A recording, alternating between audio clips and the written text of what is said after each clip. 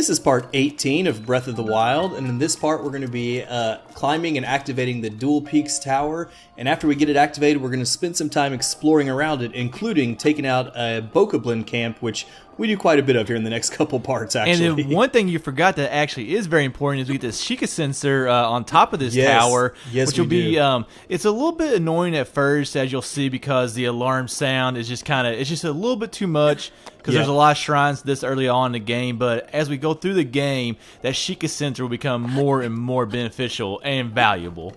It really is. Like, early on, we come across shrines so frequently. I mean, they're literally out in the middle of just, in the middle of your path. Mm-hmm. But later on in the game, when they're a little more spread out and harder to find, that Sheikah Sensor really does become clutch. It just lets you know when you're getting close. But I'm 100% with you, man. And we've talked about this in many of our recordings. We don't like getting to where we have beeping hearts or anything like that in any of our recordings. So the Sheikah Sensor for us was just like a huge no-no. Well, I mean, like the alarm, I don't know if it's the beep, if maybe they could change the beep a little bit, that would have been better. It's a little bit loud, I think. Now you can't obviously turn the volume down. But like I was kind of thinking to myself, would it have been better if they just took that alarm away? Because you can kind of see, as you'll see here in a little while, you can kind of see the signal like as it gets stronger and as it gets you've got weaker. A visual. But at the same time, if it didn't go off, you might not notice that, like, there's actually a shrine close without the beeping noise. So I guess it is necessary. I guess I'm complaining a little bit about I don't like the alarm, and it goes off too much early on, but at the end of the game, like I said, like I really loved it because I really needed it. Well, maybe a good compromise would have been like for it to be optional, like the sound to be optional. Yes, you can turn off the Sheikah Sensor as a whole, but when you do that, you lose the visual as well. Definitely. So turning it all the way off is not the best way to go, but maybe an option of just turning off the noise without having to turn down your entire game volume would be a nice thing to go. But, all in all, the Sheikah Sensor is a very positive thing. I know we're sitting here ripping on it. I agree. And then later on in the game, we'll be able to take pictures of certain items. And then, it's nothing too big, but we'll be able to take pictures of certain items, and you can apply that to a Sheikah Sensor, and it also helps you find those items. Like, there's a couple side quests where you need certain items, so it can help out in that capacity, too.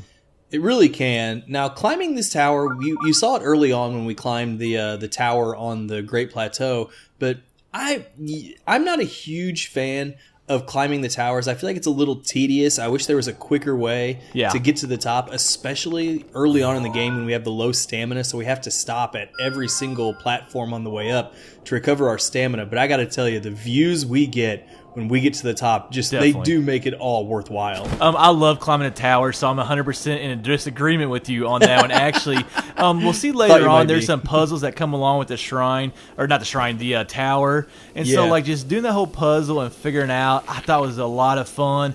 And then some, you kind of talk about our stamina. So, right there, it's pretty easy. You just go up on a ledge. Well, later on, we'll come across some towers where you do have to kind of plan your stamina and how you want to use it. So I really enjoyed it. I love that part. I love the puzzle that came along with it. It could be a little bit tedious, but I don't know. I was getting higher. I knew a view was coming. The anticipation was there. So overall, I just love the whole experience. Well, at the end of the day, I mean, you get to the top and you get that awesome cutscene when you activate the tower that kind of pans around the entire view, and you get to see the entire area you just activated with some gorgeous, gorgeous shots. And along with that, each tower does unlock just a massive chunk of the map, it feels like. And I'm a guy, I kind of like to know where I'm going. So definitely. So anytime I unlock one of those huge chunks of the map, I feel like it gives you a whole new area to explore where you're not so disoriented because you don't have the map. So for me, it is a net positive all in all with getting to the towers and everything, but just it gets a little old sometimes climbing to the top. Well, I've talked about one of my biggest things in Zelda is I like to open the map. If there's a map to be open, some of them are games like Link to the Past. They just had a map that you just basically went to. You can see the whole map, but you have to populate that Miss map. Those days. That's one of my favorite. I wouldn't say favorite things to do first, but I just love having a map that I can actually see and know where to go. And so I think in the first couple of parts I said that the first thing I did was go to all these towers and just extract the map because I just wanted to see really where everything was at.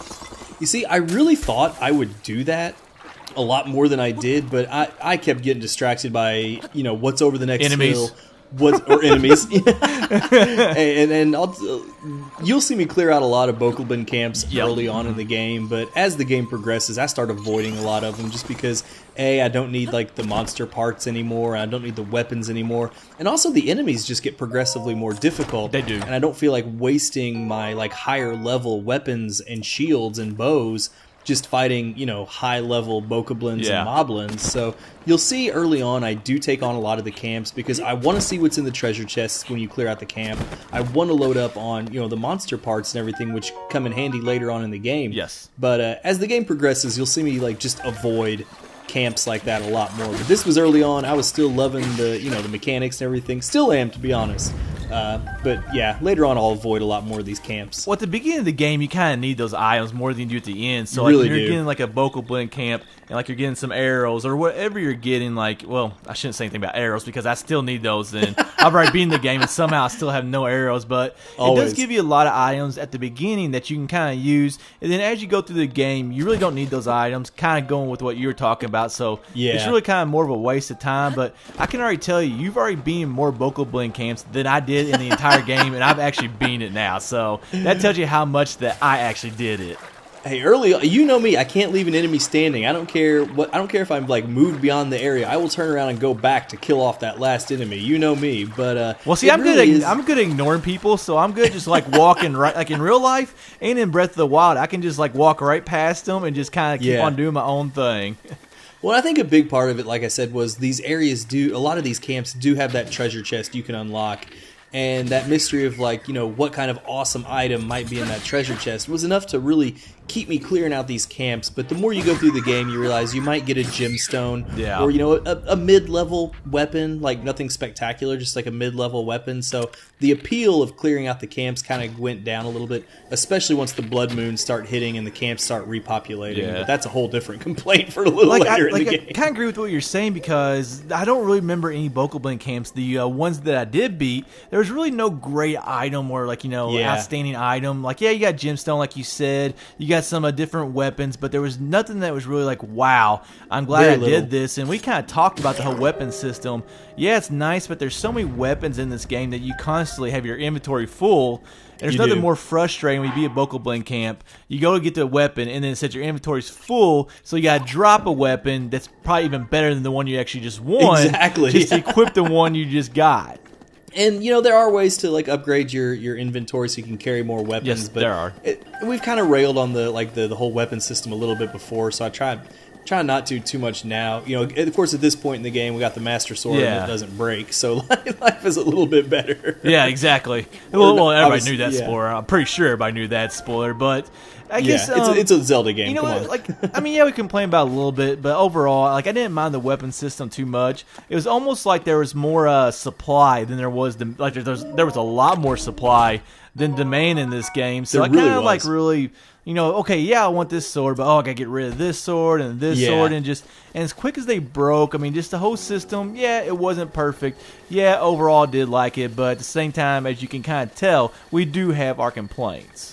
This is just a little bit off topic, but I was thinking about this a minute ago when I went into one of the Bokoblin camps earlier. I've talked about in previous parts like some of the little touches that really make this game feel so alive.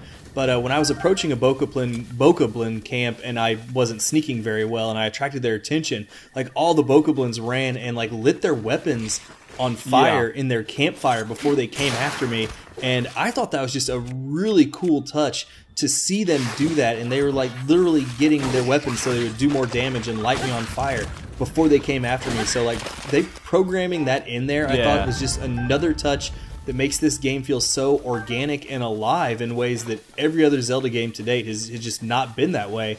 And just those little touches just make this game keep standing out more and more from other games in general. Well, that's what Nintendo does. It's what we always talk about them doing, those little details and everything. And I can tell you, like, that programming, I don't know how to program or code games, but I can tell you that stuff is probably a lot more difficult than you think it is because I do some different kind of coding for, like, our channel, our website and everything. Yeah, absolutely. And it always takes longer than people think it takes. And it always takes me longer than I think it's going to take. So just, like, add in all those little details and stuff, like, that's probably why the game got delayed for so long. I don't know if it was worth it, but that's probably why it got delayed. I was about to say the same thing. That's probably why it got pushed back. But that'll go ahead and wrap up part 18 of our Breath of the Wild video series.